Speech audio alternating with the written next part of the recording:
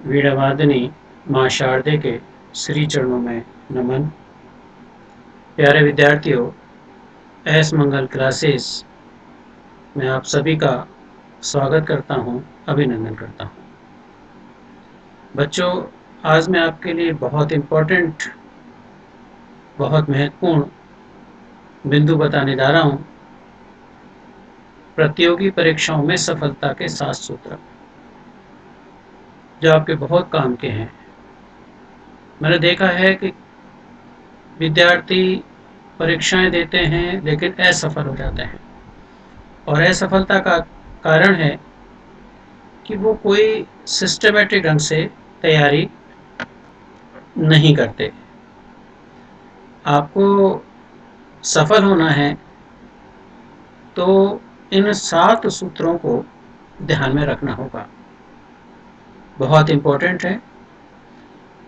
चलिए मैं शुरू करता हूँ। पहला सूत्र है, सर्वप्रथम अपने लक्ष्य का निर्धारण करें। आमतौर पर मैं देखता हूँ कि विद्यार्थी, उसका कोई लक्ष्य नहीं होता। वो हर जो रिक्ति निकलती है उसमें फॉर्म भरता है, और जब फॉर्म भरता है तो तैयारी वो पूर्ण रूपेण एक लक्ष्य के साथ नहीं कर पाता। तो बच्चों, सबसे पहले अपना एक लक्ष्य बनाएं जिसमें भी आपको जाना है। आरएएस बनना है, आईएएस में जाना है, या अध्यापक बनना है, या पुलिस में जाना है, जिसमें भी आपको जाना है, सबसे पहले आप क्या करेगा, अपने लक्ष्य का निर्धारण करेगा।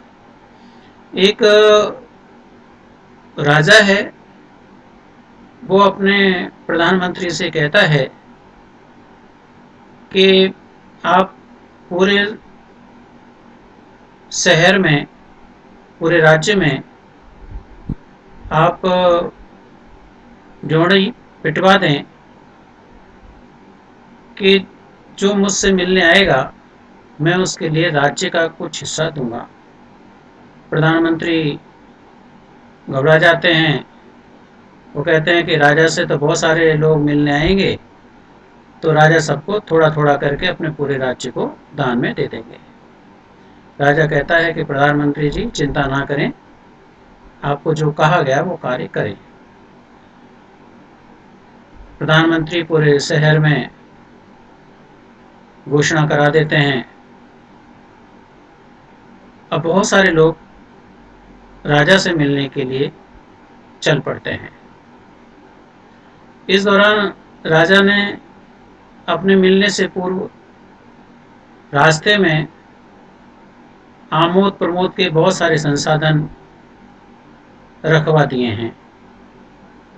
खाने के बहुत अच्छे व्यंजन हैं, खेलकूद के बहुत अच्छे साधन हैं, यानी विभिन्न प्रकार की वस्तुएं रखवा दी।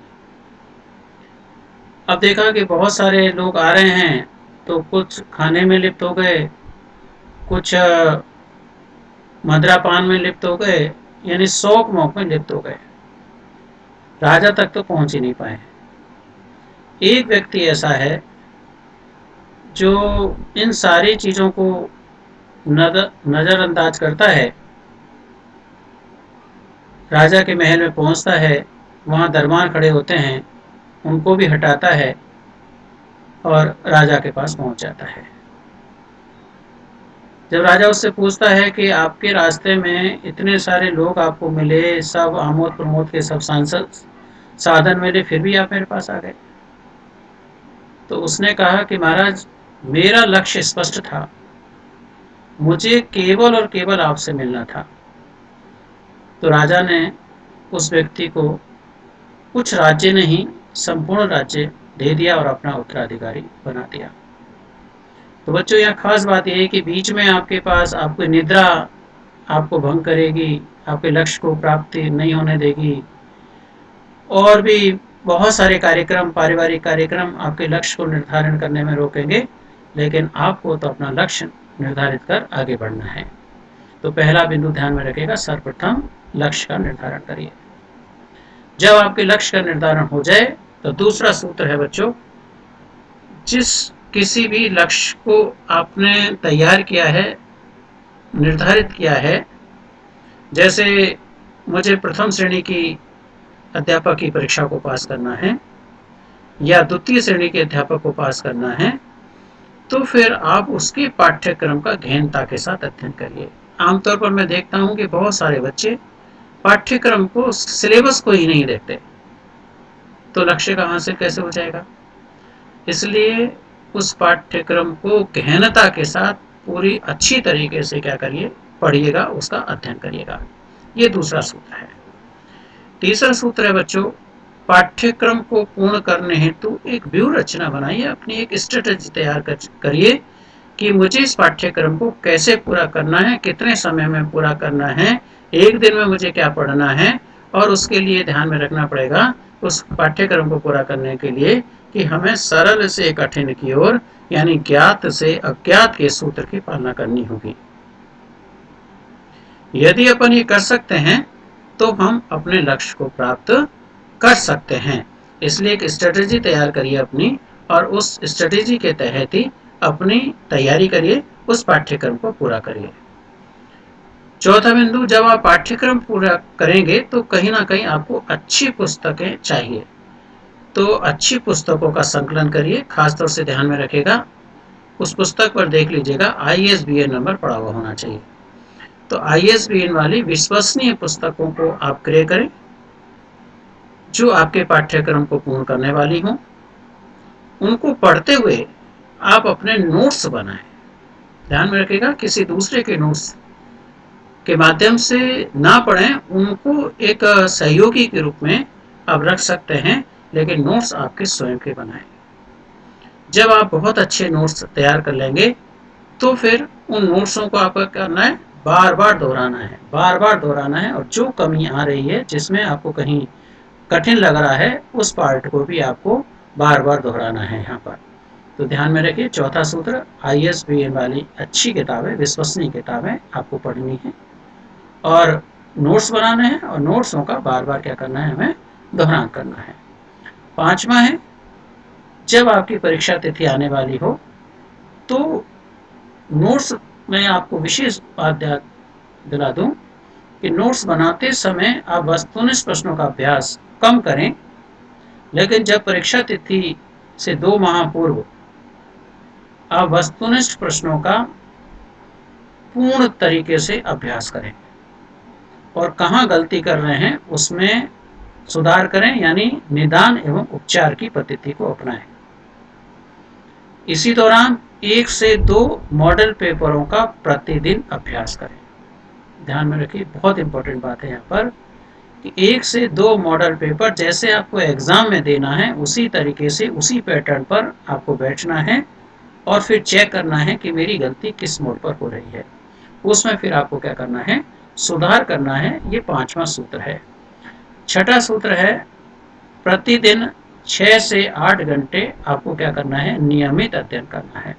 आप रेगुलर स्टडी करेंगे, आपके सिलेक्शन को कोई भी नहीं रोक सकता।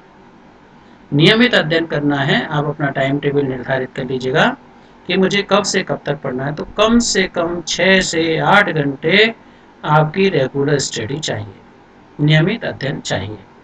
7वां सूत्र और अंतिम सूत्र है, परीक्षा तक अपने अंदर सकारात्मक ऊर्जा, पॉजिटिव एनर्जी और आत्मविश्वास, सेल्फ कॉन्फिडेंस बनाए रखें। यदि आप अपने अंदर नेगेटिव एनर्जी उत्पन्न करेंगे, आपके मन में ये भाव पैदा होगा कि पता नहीं मेरा सिलेक्शन होगा या नहीं होगा, और ऐसे तैयारी कर रहे हैं, मेरी तैयारी नहीं हो पा रही है, मैं क्या करूं, कैसे करूं, इस प्रकार के यदि विचार आपके मन में आते हैं तो आपकी जो की हुई तैयारी है, वो तैयारी का कोई प्रभाव, पॉजिटिव प्रभाव आपकी परीक्षा पर नहीं पड़ेगा और आपका सिलेक्शन नहीं हो पाएगा। इसलिए परीक्षा तक, जब तक आपकी परीक्षा नहीं हो जाती, तब तक अपने अंदर कौन सी ऊर्जा का संचार करना है, पॉजिटिव एनर्जी बनाए रखेगा और अपने अंदर एक सेल्फ कॉन्फिडेंस होना चाहिए आपके अंदर कि मुझे हर हालत में इस परीक्षा को क्या करना है, पास करना है।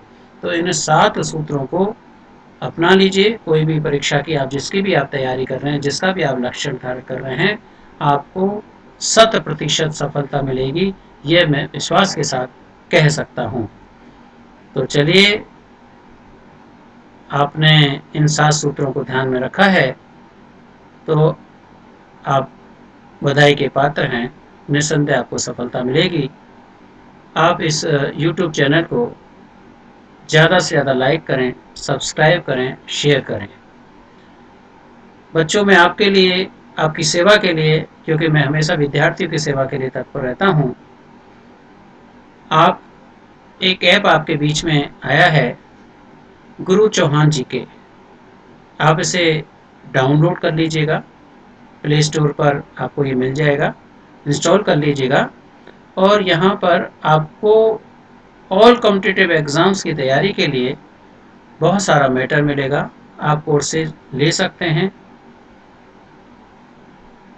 तो लीजिए और अपनी तैयारी अपने लक्ष्य के साथ बढ़िए। मैं आपका बहुत बहुत आभार ज्ञापित करता हूँ, धन्यवाद ज्ञापित करता हूँ।